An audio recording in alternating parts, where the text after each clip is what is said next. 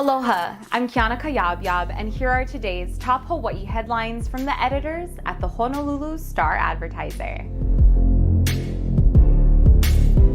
A joint investigation by the Star-Advertiser and the national news organization ProPublica has revealed that the city and county of Honolulu has been generous in granting exemptions to Hawaii laws that forbid seawalls.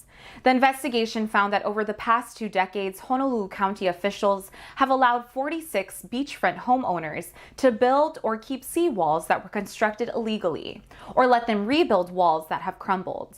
At the same time that these exemptions were being granted, Oahu has been losing about a quarter of its beaches. The state has strict laws against hardening shorelines, but the Star-Advertiser ProPublica investigation found that only 10 of the 56 seawall applications have been rejected since 2000. And the seawall exemptions have encouraged the redevelopment of homes along the coast, even though scientists warn development should go further inland as sea levels rise. Scientists say that by mid-century, Oahu could lose 40% of its beaches as the state faces a 3-foot rise in sea level by 2060.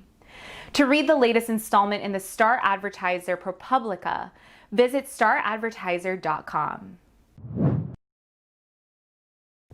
Hawaii health officials reported 3 new coronavirus-related deaths and 188 new infections today.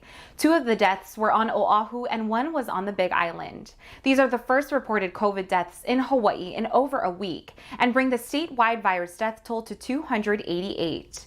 Today's new infections in Hawaii include 135 on Oahu, 26 on Maui, 14 on the Big Island, and 13 state residents diagnosed outside of the state.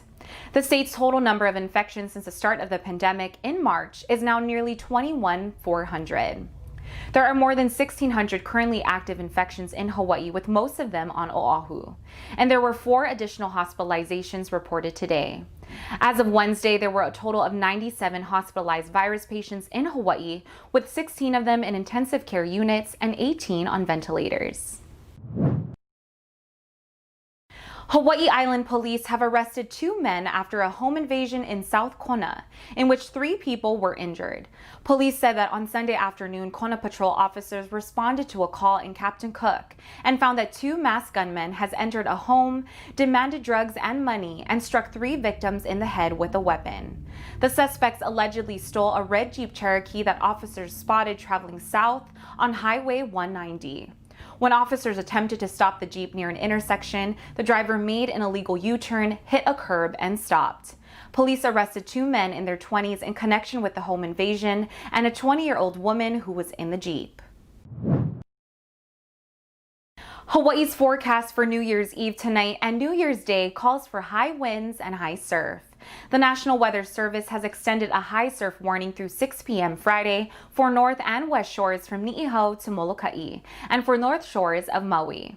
A northwest swell coming from a North Pacific storm will generate waves of up to 35 feet for north shores through New Year's Day. West shores will see waves as high as 25 feet. The Weather Service warns beachgoers of extremely strong breaking waves and dangerous rip currents. Forecasters say anyone entering the water in warning areas could face significant injury or death. Hawaii's forecast also calls for breezy trade winds tonight and into Friday.